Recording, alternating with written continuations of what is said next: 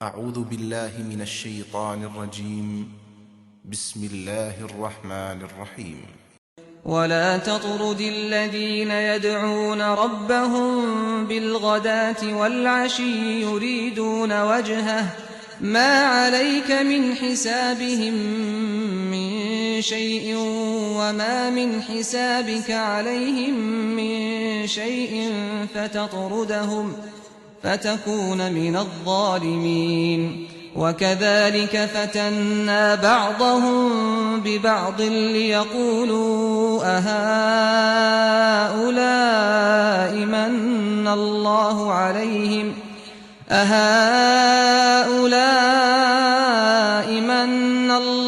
عليهم من بيننا أليس الله بأعلم بالشاكرين.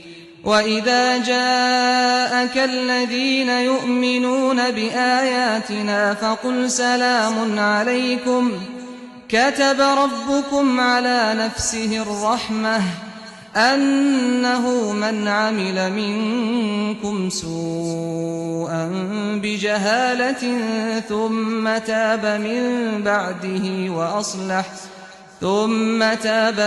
بعده وأصلح فأنه غفور رحيم. وكذلك نفصل الآيات ولتستبين سبيل المجرمين. ان کے ایمان کی آرزو میں تم ان لوگوں کو اپنے سے دور نہ کرو جو صبح و شام اپنے پروردگار کو اس کی خوشنودی کی طلب میں پکارتے ہیں. ان کی ذمہ داری کا کوئی حصہ تم پر نہیں ہے اور نہ تمہاری ذمہ داری کا کوئی حصہ ان پر ہے کہ ان کی خواہش پر تم ان لوگوں کو دور کر کے ظالموں میں شامل ہو جاؤ. حقیقت یہ ہے کہ ہم نے اسی طرح ان میں سے ایک کو دوسرے سے آزمایا ہے تاکہ یہ بدبخت ان غریبوں کو دیکھ کر کہیں کیا یہی لوگ ہیں جنہیں اللہ نے ہمارے درمیان سے اپنے فضل کے لیے چن لیا ہے. ان سے پوچھو کیا اللہ اپنے شکر گزار بندوں کو سب سے بڑھ کر نہیں جانتا؟ ان کی خواہش کے برخلاف ہماری آیتوں کو ماننے والے یہ لوگ جب تمہارے پاس آیا کریں تو ان سے کہو کہ تم پر سلامتی ہو.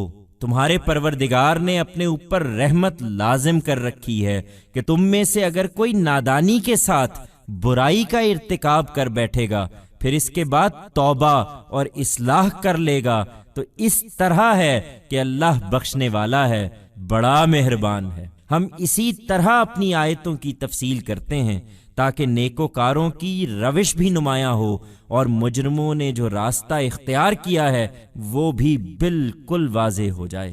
Desiring these people to accept faith, do not drive away from yourself those who call on their Lord morning and evening, seeking only to gain his favor. You are in no way accountable for them, nor are they in any way accountable for you, so that, in accordance with their desire, you become among wrongdoers by driving these people away. In reality, we have in this manner tested one through another so that these wretched people, after seeing those poor, say, are these people the ones whom God has chosen to show favor among us? Ask them, does God not best know those grateful to him? Contrary to their desire, when these people who believe in our revelations come to you, say, peace be to you. Your Lord has made mercy mandatory upon himself so that if anyone among you commits evil out of foolishness, then after that repents and mends his ways, then God is forgiving and merciful.